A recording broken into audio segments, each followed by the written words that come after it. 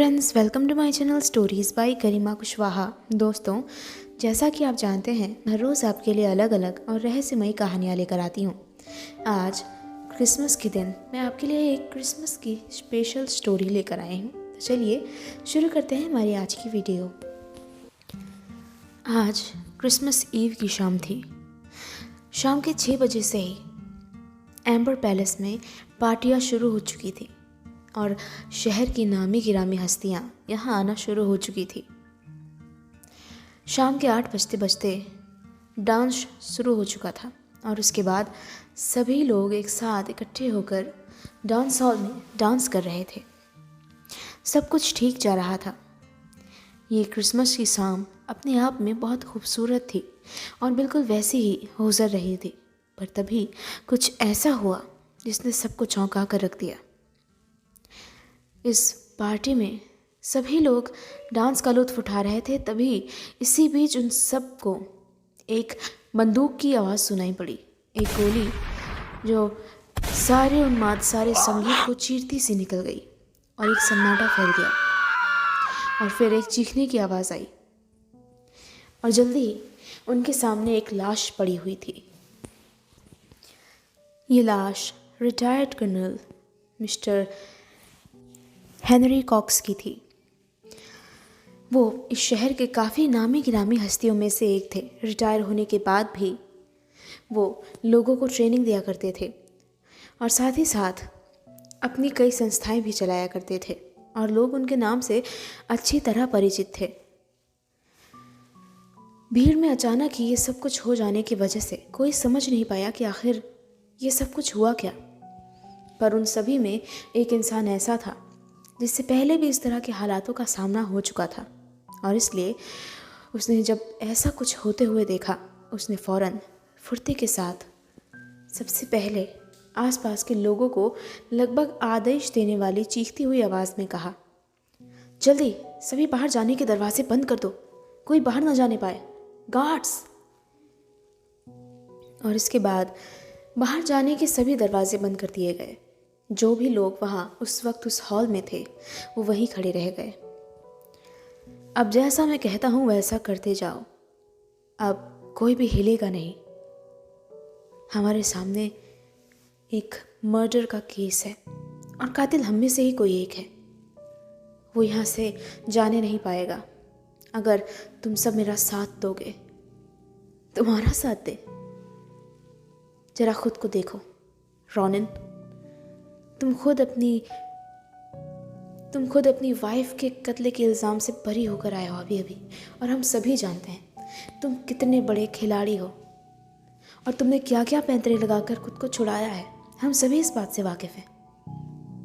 तो फिर तुम कैसे उम्मीद कर सकते हो कि हम तुम्हारी बात सुने? वेल, क्योंकि इस वक्त यहाँ तुम्हारी मदद करने के लिए और कोई नज़र नहीं आ रहा मुझे, और अगर मेरी मदद नहीं चाहिए तो कोई बात नहीं, उस कातिल को इसी तरह खुला घूमने देते हैं, मुझे कोई फ़र्क नहीं पड़ता। ये ठीक कह रहे हैं, इन्हें इनका काम करने तो हमें फ़र्क नहीं पड़ता इनकी निजी ज़िंदगी में क्या चल रहा है। आप तहकीकात कीजिए, किसने किया ये सब कुछ? ठीक है, बस आप जैसे ही अक्लमंद लोग चाहिए मुझे यहाँ। तो सबसे पहले यहाँ के सारे दरवाजे खिड़कियाँ बंद हो गई। कोई यहाँ से बाहर तो नहीं गया? जी नहीं, यहाँ हमारे सामने तो कोई बाहर नहीं गया। गुड। अब जरा मुझे उस लाश का मुआयना करने दो। जब तक मैं उसे देख नहीं लेता तब तक मैं कुछ कह नहीं सकता। हटो यहाँ से, भीड़ हटाओ प्लीज़, रास्ता दीजिए, हमें देखने दीजिए। और कुछ ही देर बाद कर्नल की बॉडी के आसपास खड़ी हुई भीड़ दाएं बाएं होने लग गई और उसके बाद मिस्टर रॉनिन वहाँ आए और उन्होंने बॉडी की शिनाख्त करनी शुरू की। देखा जाए तो गोली इनके शरीर को आर पार करके गई है और निशाना काफ़ी अच्छा लगाया गया है। गोली इनके माथे में घुसी और सीधा इनके सर की पिछली तरफ से बाहर निकल गई। कोई भी चूक नहीं, इनकी फौरन ही मौत हो गई। अब जरा मुझे गौर से देखने दो। देखा जाए तो इनके सर में गोली जिस जगह से दाखिल होती है और जिधर से निकलती है, उन दोनों जगहों के बीच एक तरह का एंगल है, एक तरह का झुका हुआ एंगल। और इससे एक बात सामने आती है कि ये गोली ज़रूर किसी ऊंची जगह से चलाई गई। ये आम सी बात है, हम में से कोई भी समझ सकता था। इसमें आपने कोई समझदारी की बात नहीं की मिस्टर रॉनिन। हम सभी जानते हैं यहाँ भीड़ के बीच में कोई उन पर निशाना नहीं लगा सकता। ये भी कोई ख़ास बात नहीं थी। मैंने ऐसा कहा भी नहीं कि मैंने कुछ ख़ास किया, मैं सिर्फ फैक्ट्स बता रहा हूँ। तो गोली इनके सर के बाहर निकल गई और अगर देखा जाए तो अभी भी इनके सर में कुछ तो अटका हुआ है। और जहाँ तक देखने से मुझे लगता है ये भी एक गोली ही है।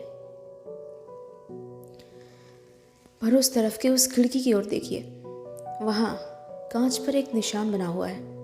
एक गोली इनके सर को चीरती हुई सीधे उस कांच से टकराई और उसके बाद वो कांच चकनाचूर हो गया। इसका मतलब 2 गोलियां चलाई गई, उनमें से एक अभी भी इनके सर में है। गोली चलाने वाला कोई प्रोफेशनल था, क्योंकि उसने कोई गलती नहीं की। दोनों गोलियां सीधे एक ही जगह, एक ही निशाने पर। तो वो कौन हो सकता है? वेल, मैं पक्का नहीं कह सकता, पर 12 बजे से पहले तक मैं उसे ढूंढ लूंगा। पर तब तक यहाँ से कोई हिलेगा भी नहीं, ज़रूरी से ज़रूरी काम होने पर भी नहीं। ये बेवकूफ़ी है। हम तुम्हारे जैसे कातिल की बात क्यों माने? आपको बहुत जल्दबाजी है बोलने की मिस्टर। क्या आपकी मेरे से कोई पर्सनल दुश्मनी है? नहीं। वेल, तो मुझे मेरा काम करने दीजिए।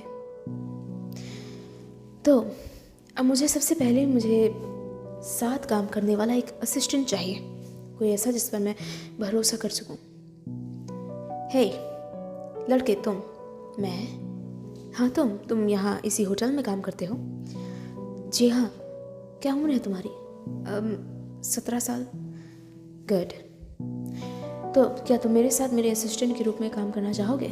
अगर हमें कुछ इनाम मिला तो उसमें से आधा तुम्हारा होगा। हाँ, क्यों नहीं, मुझे अच्छा लगेगा। बहुत अच्छी बात है। तो ठीक है, तुम मेरे असिस्टेंट हो आज और अभी से, पर तुम मुझे धोखा नहीं दोगे। जी, मुझे क्या करना होगा? हाँ, इस बात पर भी बात करेंगे, पर फिलहाल मुझे चीज़ों को समझने दो। यहाँ इस हॉल में इस वक्त कितने लोग मौजूद हैं? कुल मिलाकर 120 से 130 के आसपास। लंबा काम है। इन सभी की तलाशी लेना शुरू करो। किसी के पास कोई गन या कोई हथियार तो नहीं, और इसमें बहुत वक्त लगेगा। जाहिर सी बात है, सबसे पहले उन लोगों की तलाशी ली जाए जो सीढ़ियों से ऊपर उस गलियारे में थे, और वो अभी भी वहीं हैं। तो जाओ, उनकी तलाशी लो, और मैं यहाँ नीचे के लोगों को देखता हूँ जिन पर मुझे शक होता है। और उसके बाद तलाशी लेने का सिलसिला शुरू हो गया। काफ़ी देर तक ढूंढने के बाद भी कोई नज़र नहीं आया और ना ही कोई मिला। किसी के पास कुछ भी नहीं है सर। मुझे भी कुछ नहीं मिला। खैर, मुझे इस कमरे से बाहर जाना होगा और तुम भी मेरे साथ चलोगे, पर इस कमरे को बाहर से लॉक रखो, अंदर से कोई भी बाहर ना जा पाए। मुझे और चीज़ों की भी तलाशी लेनी होगी। और इसके बाद वो दोनों ही कमरे से बाहर निकल आए। बाकी लोग उसी तरह उसी कमरे में रुके रहे और कमरे को बाहर से बंद कर दिया गया। क्या इस कमरे में आने जाने का और भी कोई रास्ता है, या कोई ऐसी खिड़की या कोई ऐसा रास्ता जिससे अंदर आया जा सके या बाहर जाया जा सके? जी नहीं, यही मेन रास्ते हैं। इसके अलावा और कोई रास्ता नहीं है। तुम पक्का जानते हो? मुझे यहाँ काम करते हुए 2 साल हो गए हैं, तो मुझे तो नहीं लगता, पर हो सकता है यहाँ के मैनेजर को इससे अच्छा पता हो। हाँ, हम फिलहाल उसी से पूछताछ करने जा रहे हैं। Hello mister Nathan. Hello mister Ronin. तो आप जानते हैं कि आज क्रिसमस ईव की पार्टी चल रही थी और वहाँ एक कत्ल हो गया है। जी हाँ, जानता हूँ और मैंने पुलिस को खबर कर दी है। बहुत अच्छा किया। पर फिलहाल मैं जानना चाहता हूँ कि उस कमरे में दाखिल होने का क्या कोई और रास्ता है, जैसे कि कोई चिमनी या फिर ऐसा ही कुछ। फिलहाल तो वो 4 मेन गेट्स ही हैं जहाँ से अंदर जाया जा सकता है, 2 ऊपर की तरफ और 2 नीचे की तरफ। और इसके अलावा कोई भी छुपा हुआ रास्ता या कोई भी ऐसा तरीका जिससे कोई घुस सके उस कमरे के अंदर या कोई चीज़ छुपाई जा सके। फिलहाल मुझे ऐसा नहीं लगता। कुछ तो होगा। नहीं, मुझे ऐसा लगता नहीं। तो ठीक है, जो तुम्हें नहीं पता वो हम खुद ढूंढ लेंगे। मेरे साथ आओ लड़के। तुम्हारा नाम क्या है? मेरा नाम चिल्स है। तुम्हारा नाम चिल्स है? बहुत अजीब नाम है, पर कोई बात नहीं। मेरे साथ आओ चिल्स।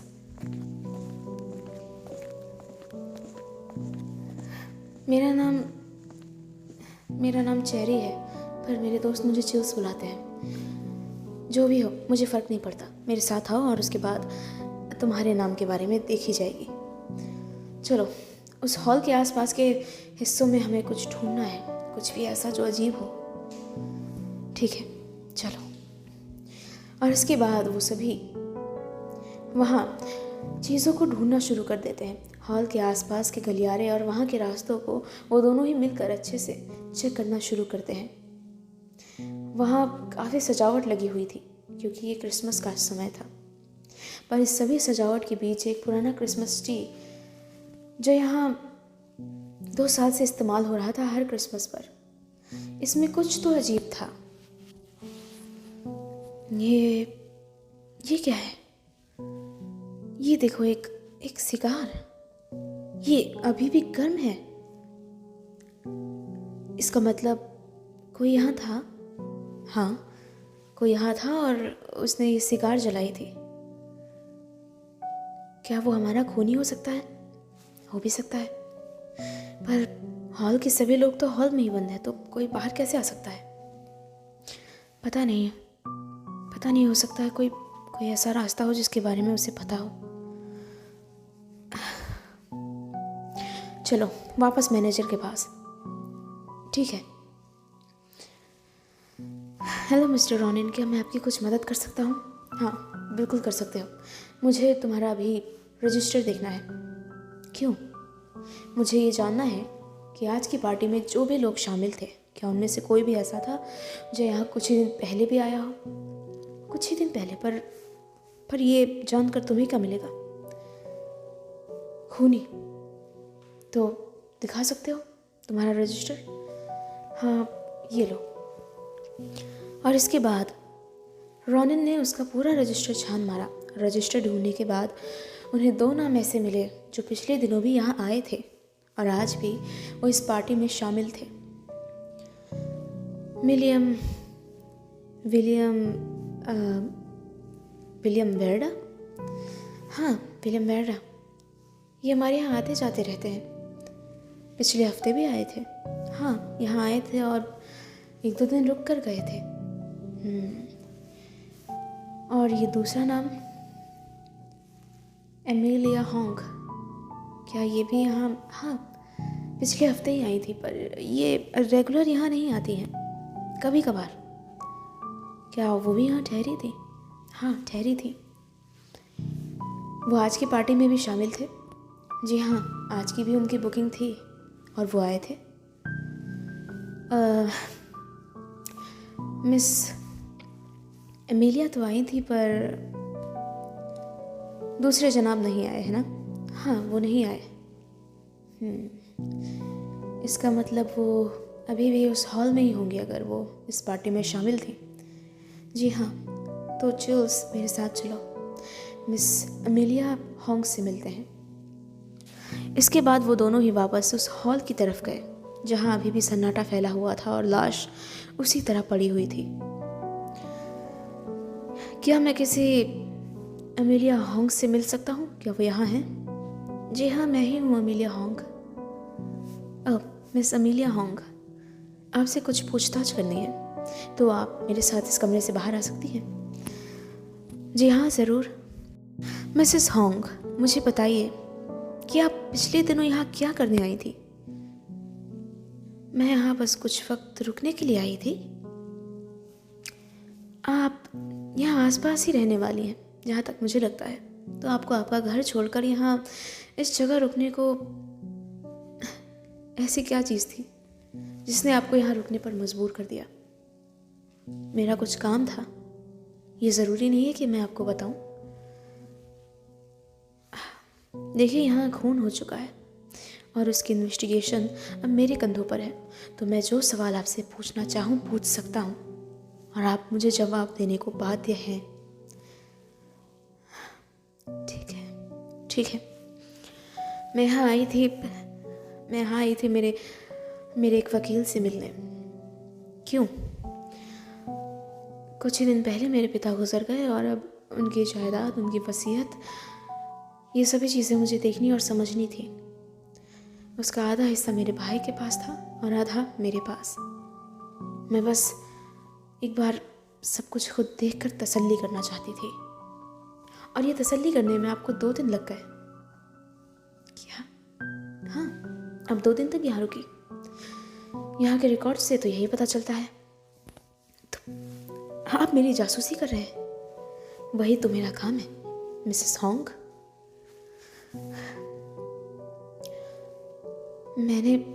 मैंने कर्नल को नहीं मारा। ये बात मैं खुद पता लगा लूंगा। फिलहाल जो मैं आपसे पूछ रहा हूँ वो आप मुझे बताएं। ये सब कुछ मुझे ख़त्म करना है क्रिसमस का दिन शुरू होने से पहले। तो दोस्तों, इसी के साथ ख़त्म होती है मेरी आज की वीडियो। आपको कैसी लगी ये मुझे कमेंट बॉक्स में कमेंट करके ज़रूर बताइएगा। साथ ही साथ आपको मेरी तरफ से मैरी क्रिसमस। उम्मीद है आपका आज का दिन बहुत अच्छा बीते। Thank you.